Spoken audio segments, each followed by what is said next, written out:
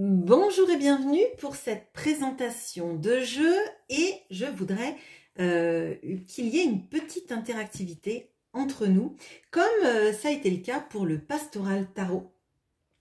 Et cette fois, je vais changer un petit peu de modus operandi. Je vais m'inspirer de ce que m'a suggéré Cindy dans les commentaires, c'est-à-dire vous présenter le jeu. Pas faire de commentaires sur les lames une par une. Je vais vous les montrer toutes, bien évidemment. Je vais vous parler un petit peu en préambule du studio. Et ce que j'aimerais, c'est que vous me disiez, pour ce tarot, quelle est la lame que vous préférez? Quelle est la lame que vous aimez le moins? Potentiellement aussi pourquoi, hein, et voir avec vous en commentaire, comme j'ai pu le faire pour le Pastoral Tarot, ben, ce que ça m'inspire, ce que je ressens moi de pourquoi telle lame peut vous attirer ou pas, en fonction de ce que vous me dites aussi, hein, qu'on ait un échange là-dessus. Je trouve ça intéressant. Et ça fait partie de tout ce qu'on appelle le shadow work, le travail de l'ombre, on va dire, ce qu'on peut faire avec un tarot. Pourquoi une lame nous plaît, pourquoi une lame ne nous plaît pas. Parfois, on a des lames qui sont très jolies dans les tarots, et pour autant, on ressent un malaise, quelque chose qui nous titille, et quelque chose qui peut nous émouvoir, même sur une lame peut-être compliquée. Donc là, je vous invite à faire ça en commentaire. Je répondrai à tous les commentaires, bien sûr, sur ça, comme je le fais tout le temps d'ailleurs. Donc voilà. Donc, le tarot, c'est l'Elemental Wisdom Tarot de Taroteka. Alors, Taroteka, ils ont fait aussi le Dark Mansion Tarot. Ils ont fait aussi le World of Vision Tarot. Il y a aussi le Slavic Legends que je n'ai pas. Et je crois que sinon, hormis le Slavic Legends, je les ai tous.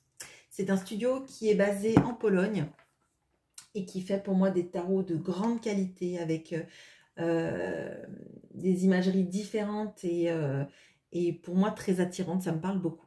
Donc, ça vient dans un petit coffret comme ça, qui s'ouvre et qui est aimanté.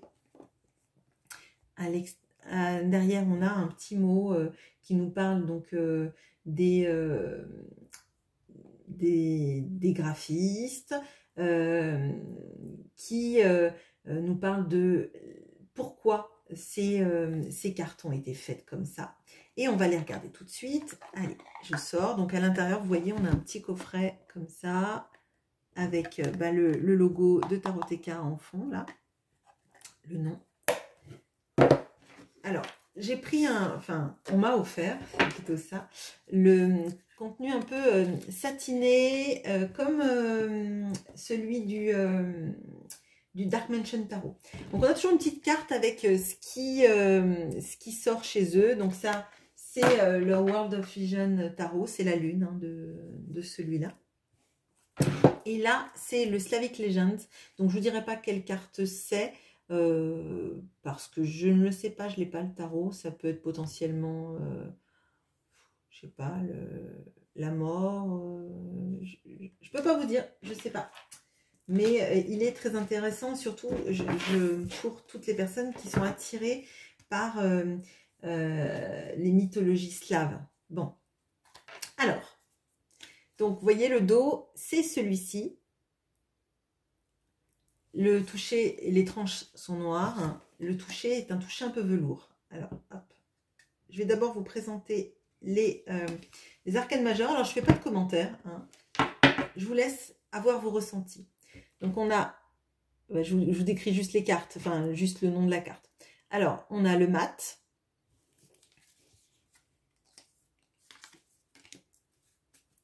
Le magicien.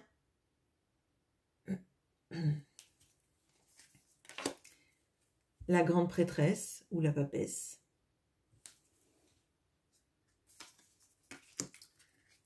L'impératrice.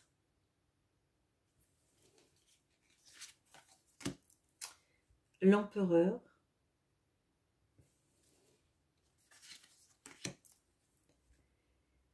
Le pape.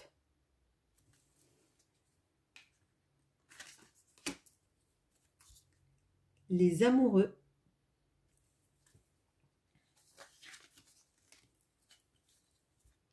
le chariot,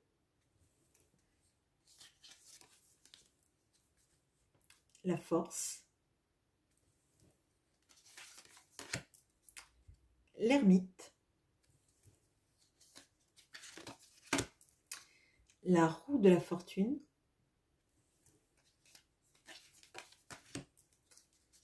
la justice, le pendu,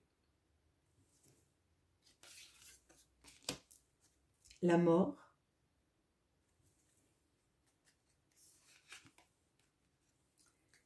la tempérance,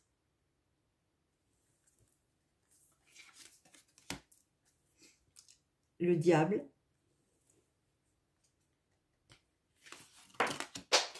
ah, l'étoile du Light Sears vient de tomber, la tour,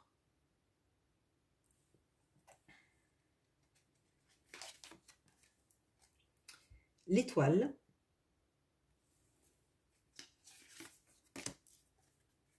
la lune,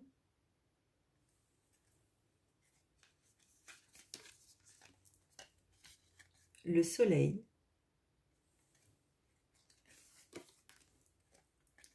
le jugement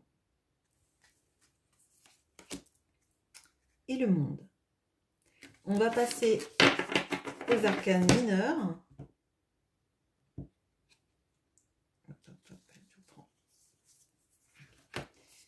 Alors, on a les bâtons. L'as de bâton, le 2 de bâton,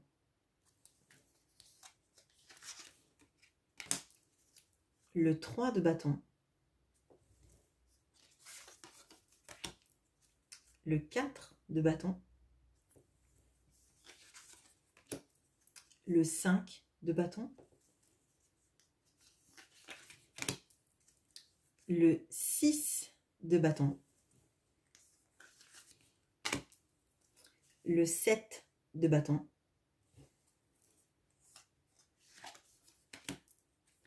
le 8 de bâton, le 9 de bâton,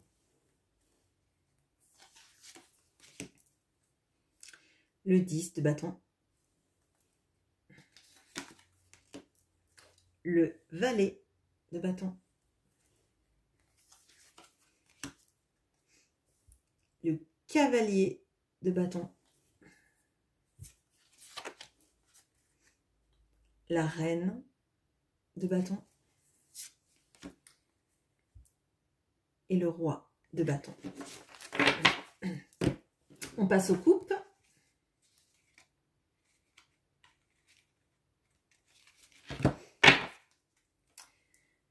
L'as de coupe,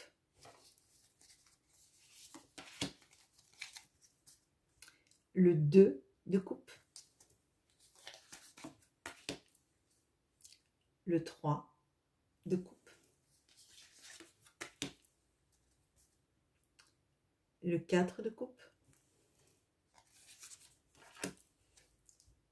le 5 de coupe, le 6 de coupe, le 7 de coupe,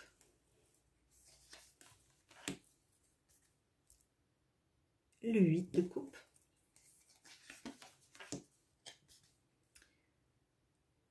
le 9 de coupe, le 10 de coupe,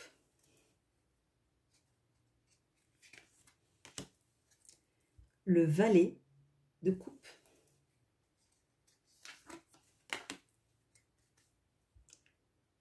le cavalier de coupe,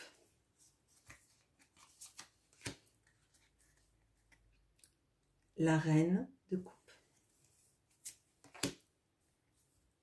et le roi de coupe. On passe aux épées. On a l'as d'épée, le 2 d'épée,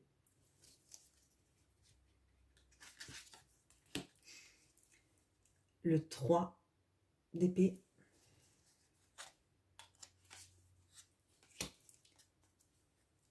le 4 d'épée,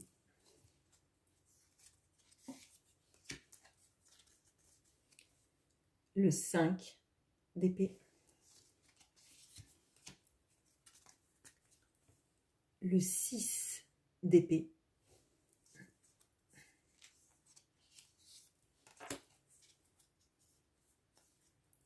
le 7 d'épée,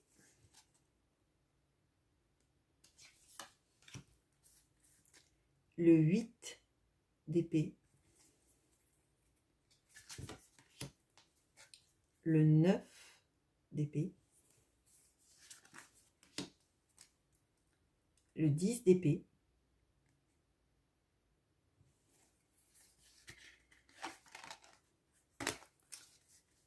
le valet d'épée,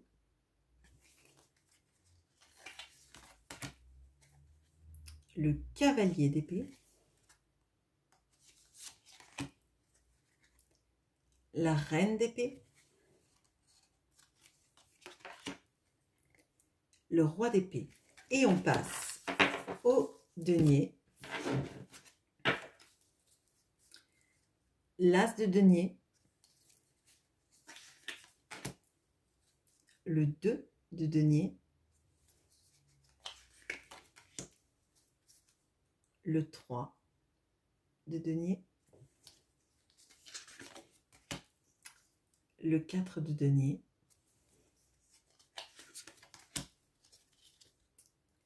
le 5 de denier, le 6 de denier, le 7 de denier, le 8 de denier, le 9 de denier, le 10 de denier, le valet de denier, le cavalier de denier, la reine de denier, le roi de denier. Alors, je vous laisse me dire en commentaire ce qui vous attire le plus, ce qui vous attire le moins. Je vais mélanger mes cartes, je vais faire un petit tirage, le petit tirage du conseil de l'Elemental Wisdom Tarot pour vous au moment où vous regardez cette review. Et je fais une petite pause pour mélanger bien mes cartes et on se retrouve tout de suite pour le tirage. Et bien sûr pour vous, ça n'a pas duré longtemps, mais moi le temps que je brasse toutes mes cartes, ça a pris un peu plus de temps. On va regarder quel est le conseil, le message que l'Elemental Wisdom Tarot a pour vous aujourd'hui, vous qui regardez ce tirage. Alors, quel est le conseil pour vous? On va prendre 3 petites cartes. 3 cartes, tout simplement.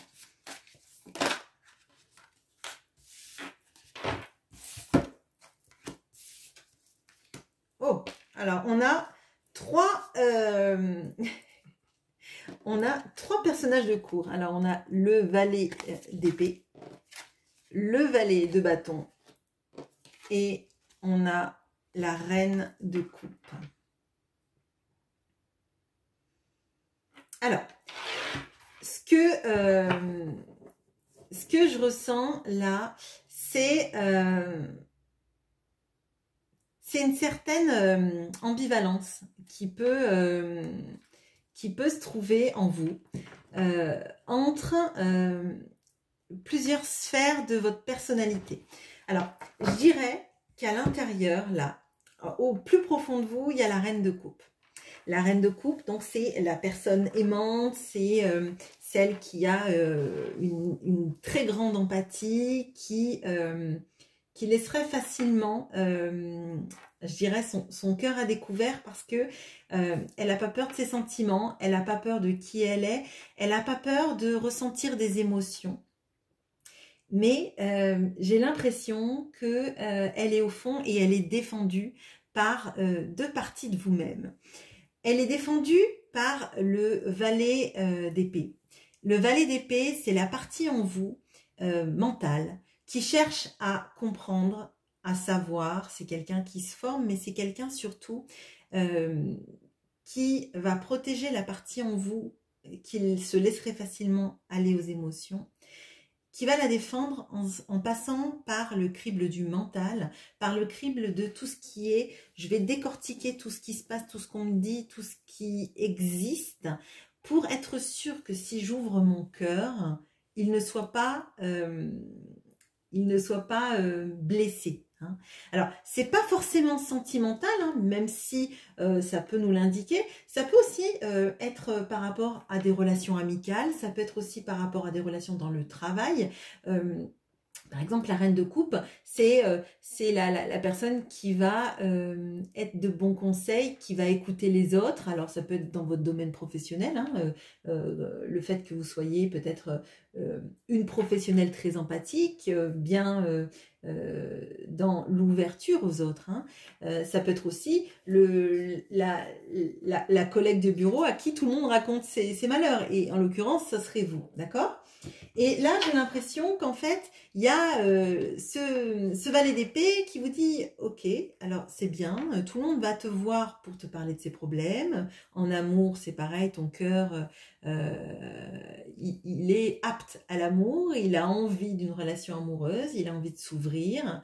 Mais le valet d'épée, il est là pour dire Attention, ne te fais pas prendre, réfléchis bien. » Pèse tous les mots que les autres disent, passe-les au crible, un peu au tamis de la vérité. Donc, il y a un petit peu la sphère analytique qui, moi, je le ressens, vous protège. D'accord ? Donc ça, c'est une partie des protecteurs, et c'est vos protecteurs internes, hein, moi, c'est ce que je ressens. Le deuxième protecteur interne, c'est le valet de bâton.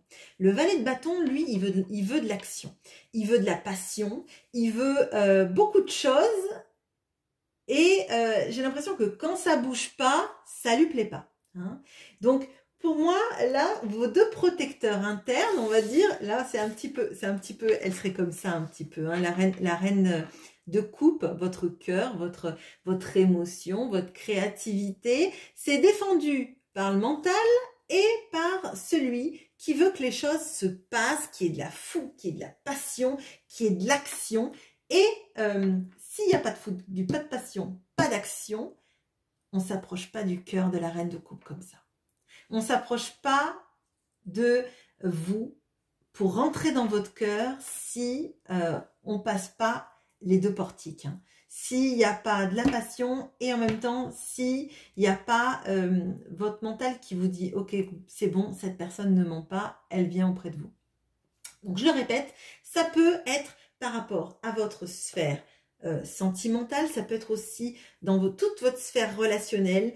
On laisse pas rentrer, peut-être plus rentrer, hein, les gens comme dans un moulin dans votre cœur en fait. J'ai un peu l'impression qu'il y a ça, il y a les deux portes. Hein.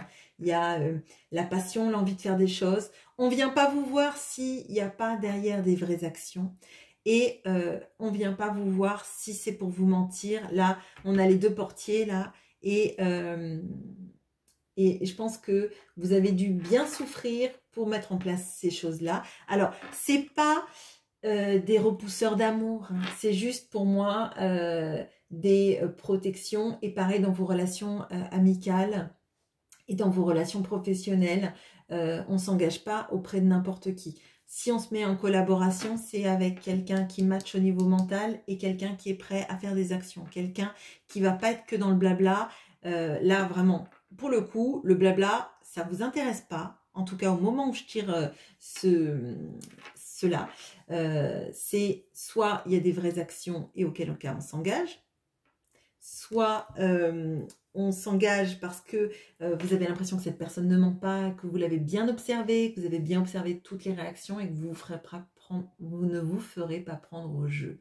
Donc, dans tout ce qui est aussi collaboration, il faut que cette personne, elle matche avec ces deux critères. Vous allez passer les gens un petit peu à la loupe et au tamis parce que vous voulez vous protéger. Vous savez que vous êtes quelqu'un d'empathique. Vous savez que il y a cette capacité chez vous à prendre les peines de l'autre, les prendre à cœur et vous ne voulez pas en fait que ce soit un...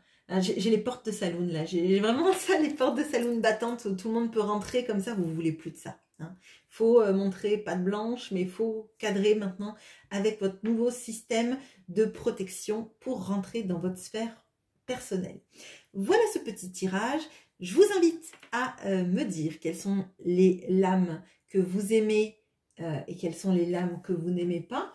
À la rigueur aussi, dites-moi pourquoi, si vous le savez, si vous ne le savez pas, si vous savez mettre des mots dessus.